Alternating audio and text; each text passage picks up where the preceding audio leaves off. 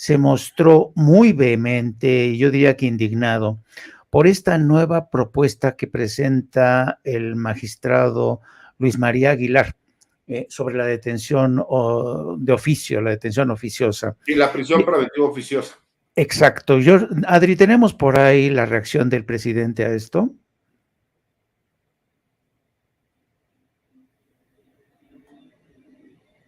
¿Se está moviendo la cámara o está temblando? No, la cámara. Okay. A ver, déjame ver que Adri localice. Fíjate que incluso ahorita estuve en una entrevista con Canal 21, donde estábamos hablando precisamente de ese tema, ¿no? De la prisión preventiva oficiosa y esta nueva propuesta del ministro Aguilar, ¿no? Entonces, ¿Qué te parece? ¿Qué te parece? Mira, el problema no es la propuesta como tal, el problema es la prisión preventiva es una medida cautelar. Eso todos lo entendemos. La prisión preventiva no va a desaparecer. Lo que quieren, y hay que ser muy claros, quieren ir en contra de lo que dice el artículo 19 constitucional. El artículo 19 constitucional nos da un catálogo de delitos, el cual ese catálogo de delitos nos menciona cuáles se consideran delitos graves y por los cuales se tiene que determinar prisión preventiva oficiosa, o sea, obligatoria de oficio, ¿no? Y ahí no puede emitir una opinión el juez y la fiscalía tiene que hacer la imputación y la persona que es imputada por ese delito de forma automática tendrá que tener la medida cautelar de prisión.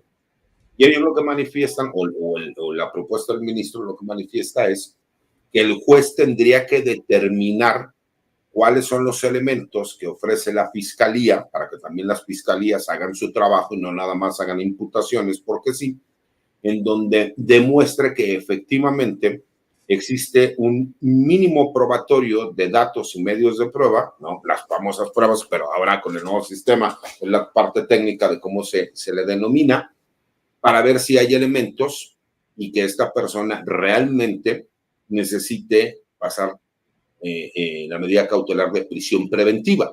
Porque se supone que la prisión preventiva tendría que ser la última opción que tiene un juzgador, porque toda aquella persona que no ponga, que no esté en riesgo que se presente, pues no tendría por qué tener esta medida cautelar. Obviamente, pues hay determinado tipo de delitos y de delincuentes, ¿no? Como delincuencia organizada, el agresor sexual, el violador, etcétera, etcétera, etcétera, ¿no? En donde pues las víctimas pueden estar en riesgo y por supuesto que se justifica esa parte. ¿Cuál es la problemática, mi querido Jaime? Que desafortunadamente en México la corrupción es muy grande. Yo lo he explicado. Yo creo que el 75% de los jueces que hay en este país son honestos, pero digo por experiencia de trabajo. El problema es que hay un 25%, que es la cuarta parte, que sí se presta a lo mejor para ser corruptos. Y tenemos muchas deficiencias en las fiscalías. Entonces, el hecho de que la fiscalía sea mala para hacer una imputación y el juez pueda ser corrupto, pues nos da como resultado impunidad. Y ese es el problema que tiene y el miedo que tiene el gobierno federal, porque el anterior proyecto que hizo el ministro, el problema es que él quería opinar sobre lo que dice el artículo 19 constitucional, decir que no tendría que ser la prisión preventiva de oficio y que tendría que ser siempre justificada porque un juez es el que la tendría que determinar. Y obviamente los demás ministros estuvieron de acuerdo que la prisión preventiva oficiosa es violatoria de derechos humanos, pero el Poder Judicial no tiene atribuciones de legislación, o sea, ellos no pueden legislar sobre las leyes, no pueden decir y cambiar un artículo de la Constitución. ¿Por qué? Porque recordemos que esto viene a consecuencia de una controversia constitucional que en su momento realiza la Comisión Nacional de Derechos Humanos y un grupo de senadores por ahí del año 2019, para que nuestro auditorio más o menos pueda ubicar. Entonces va en ese sentido de que ahora quieren atacar el artículo 167 del Código Nacional de Procedimientos Penales. ¿Por qué? Porque lo que quieren es que algunos delitos que ellos no ven como graves, ¿no? Como lo decía el presidente en las mañaneras, como esa evasión fiscal de los factureros, pues no sea considerada como grave, que no haya necesidad de que vayan a la prisión preventiva de forma automática y que a lo mejor por medio de una garantía económica ellos puedan seguir el proceso. Esa es la parte que están buscando por medio de este proyecto y es lo que el presidente de alguna forma pues está criticando, ¿no? Para que la gente nos pueda entender. Vamos a escuchar, querido César, la reacción del presidente para ver si está justificada esta indignación del Ejecutivo. Secretaria y los subsecretarios, si nos pudiera dar una postura sobre este nuevo proyecto del ministro Luis María Aguilar respecto a la prisión preventiva oficiosa y que no sea automática, sino que se revise caso por caso.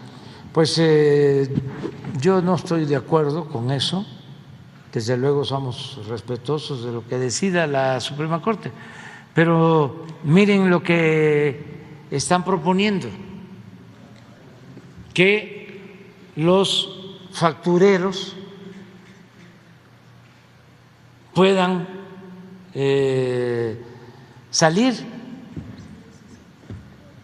de la cárcel. ¿Quieren impunidad para los factureros? ¿Sí? No, pero no le hace. No le hace. O sea, ¿cómo? O sea,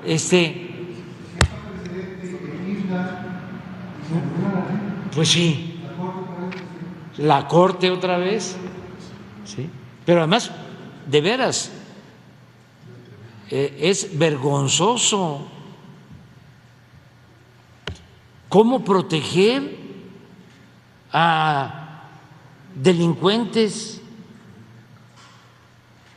nada más porque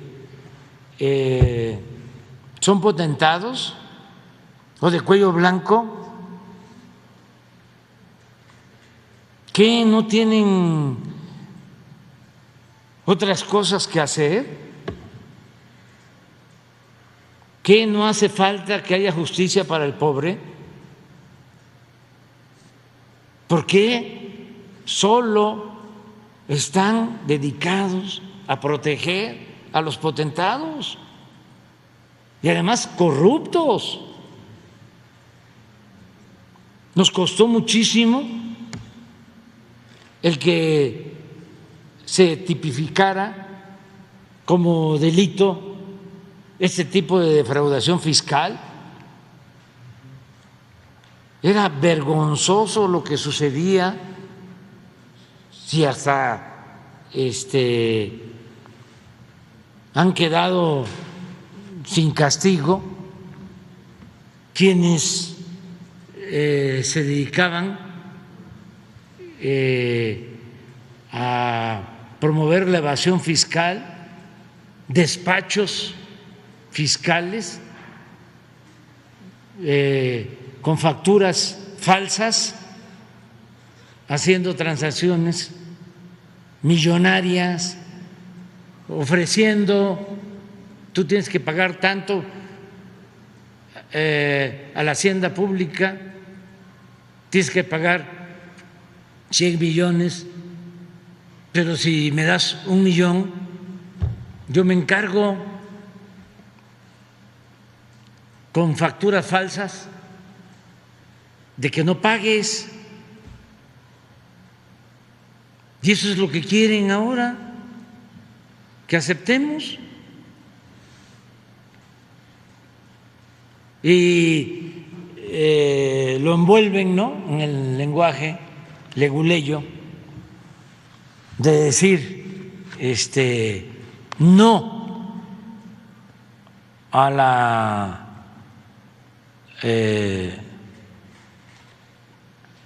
detención o prisión preventiva. ¿Saben qué es eso? De que se le deja todo al juez y el juez decide al final. No hay ningún proceso de investigación.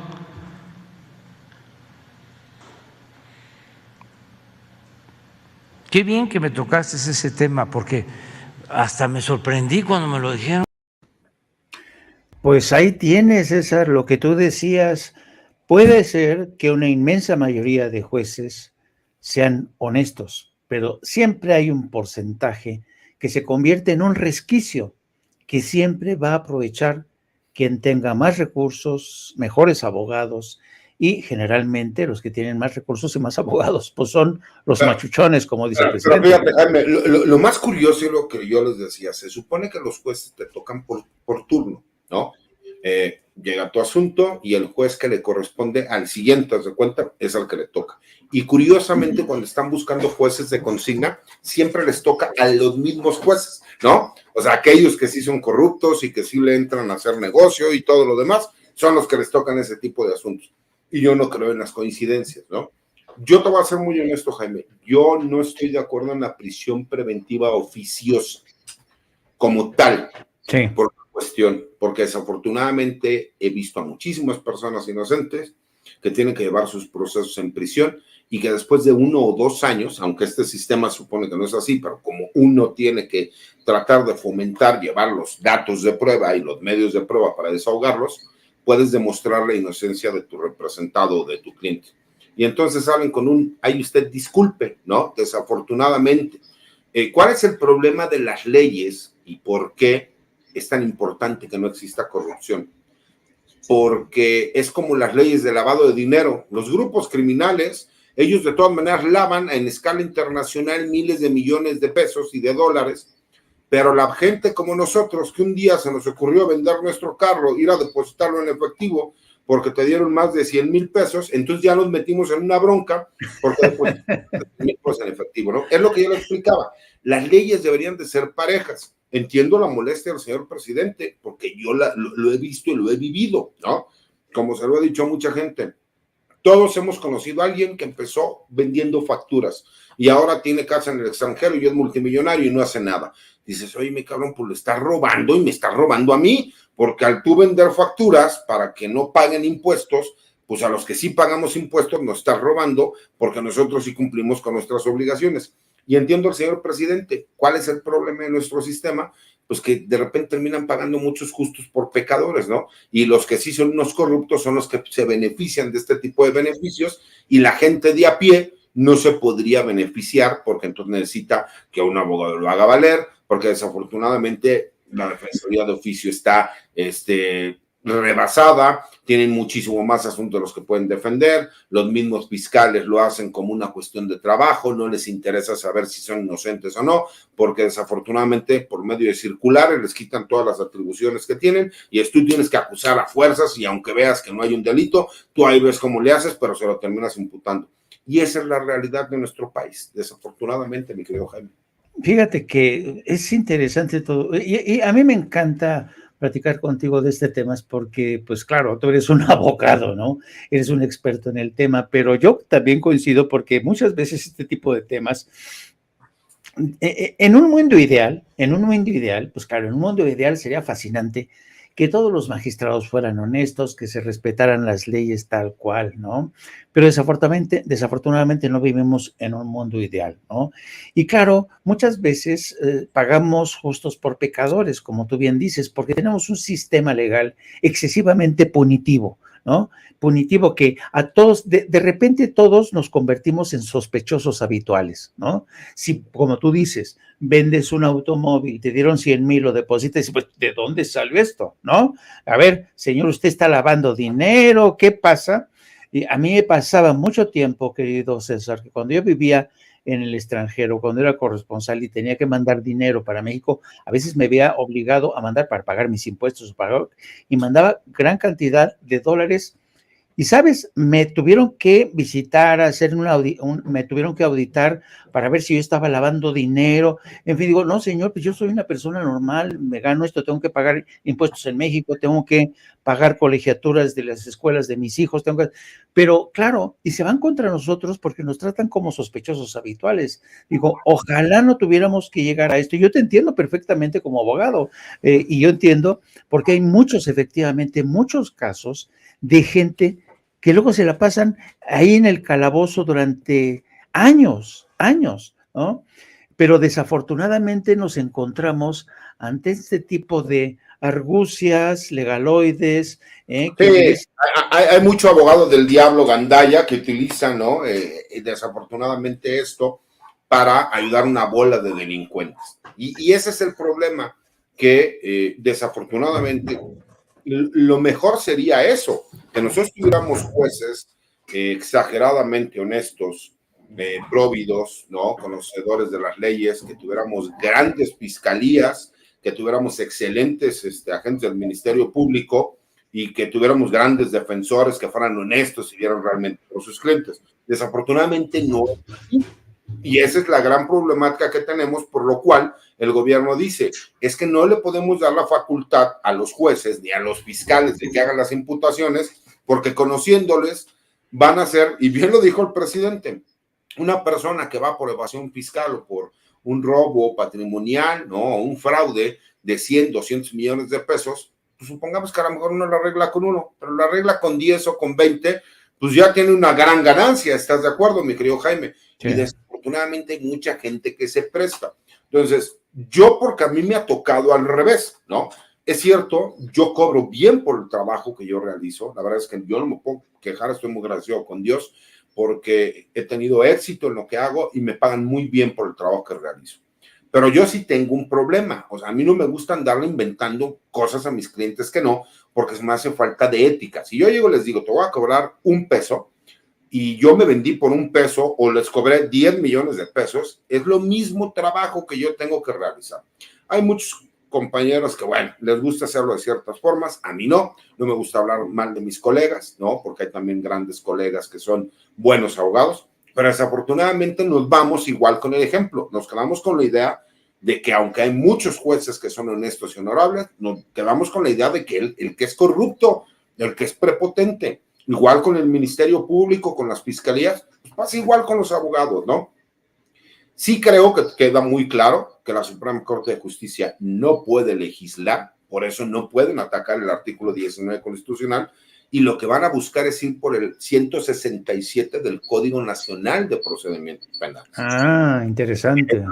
Claro, que es lo que ellos ya en el Código Nacional, que el Código Nacional diga, bueno, pues no es un delito con prisión preventiva oficiosa, porque ellos van a querer armonizar el artículo 19 con el primero constitucional. Recordemos que tenemos un grave problema en México. Nosotros llegamos nada más 60 y tantos años tarde a la repartición de derechos humanos, ¿no? Desde la Declaración Universal de los Derechos del Hombre. Recordemos que nosotros teníamos garantías individuales, ¿no? Y desafortunadamente muchas veces confundimos, ¿no? Y priorizamos el derecho del delincuente o del presunto delincuente sobre las víctimas, cuando se supone que aquí tienen el mismo nivel de protección. Y muchas veces se dice, es que le están violando los derechos al imputado, ¿no? Al acusado. Cabrón, perdón por la palabra, no se me salió, pero la víctima que esté en riesgo, la mujer golpeada, ultrajada, violada, dices, oye, no, es que no podemos violarle sus derechos al imputado. Y las víctimas, ¿qué pasa con las víctimas cuando hay menores? O sea, hay tanta complicación en estos sentidos que creo que sí queda claro que la Suprema Corte no puede legislar. Y creo que ese es donde están entrampados. Y creo que ahora lo que van a buscar es atacar el artículo 167 del Código Nacional de Procedimientos Penales. Por eso yo te decía, yo en lo personal no estoy de acuerdo con la prisión preventiva oficiosa. La prisión preventiva existe y va a seguir existiendo, pero no que sea automática, porque lo hemos visto. Y le pregunto a la gente que está viéndonos y escuchándonos, ¿cuántos de ustedes no les ha tocado en lo personal o por medio de a un conocido, algún amigo o algún familiar que le terminan imputando que traía o armas o drogas o algún delito que no cometió? Y en lo que demuestra su inocencia ya se la aventó en la cárcel. Y el problema es que la gente cuando está dentro de la cárcel es más caro, es más peligroso y está peor que cualquier situación que pueda haber afuera. Y esa es la problemática que yo veo aquí, que tenemos un sistema demasiado corrupto, ¿no? Y que tenemos a un solo hombre peleando contra todos, que es el presidente, y eso es lo que complica, ¿no? Por eso es lo que creo que van a manejar, mi querido Jaime. Pues la verdad, siempre se aprende contigo, querido César. De verdad te agradecemos mucho que nos hayas desmenuzado así esta historia para hacerla más comprensible, digerible para la gente de Sin Censura. Te agradezco como siempre que estés con nosotros. Te mando un abrazo muy fuerte. Muchísimas gracias. Ahora, por favor, nos haces compartir cómo te puede seguir la gente, querido César. Claro que sí, Jaime. Como siempre es un placer. Mi Twitter es @CésarGutiFree y ahí los espero para que me apoyen ahí. Por lo general me ando peleando con derechangos, ahí de sabrosos. Entonces, sí, la verdad es que trato de ser muy prudente, Jaime, pero hijo, es que hay veces, ¿no? Que hay que como que meterlos al orden, ¿no? Uno trata de elevar el debate y no falta que te dice, es que eres un pendejo, pues le contesta, pues más pendejo tú, ¿no? Pues ahí es donde me dicen, licenciado, no pierda los estribos. Le digo, no, es nomás enseñarles que como me traten los trato y como me la pinten la brinco y al son que me toquen bailo, ¿no? Para que no haya problema. Pero sí, por lo general es lo que más utilizo, mi querido Jaime, y me parece que tengo también mi canal de YouTube como César Gutiérrez Priego. Subo de vez en cuando algunos videos para comunicar algunos temas de relevancia con la gente y esperando hacer próximamente algún otro proyecto. Pues muy bien, querido. Te mando un abrazo y gracias por estar con nosotros. Hasta otra, querido César. Otro de vuelta, mi querido Jaime. Cuídense mucho. Que Dios los bendiga. Bye, bye.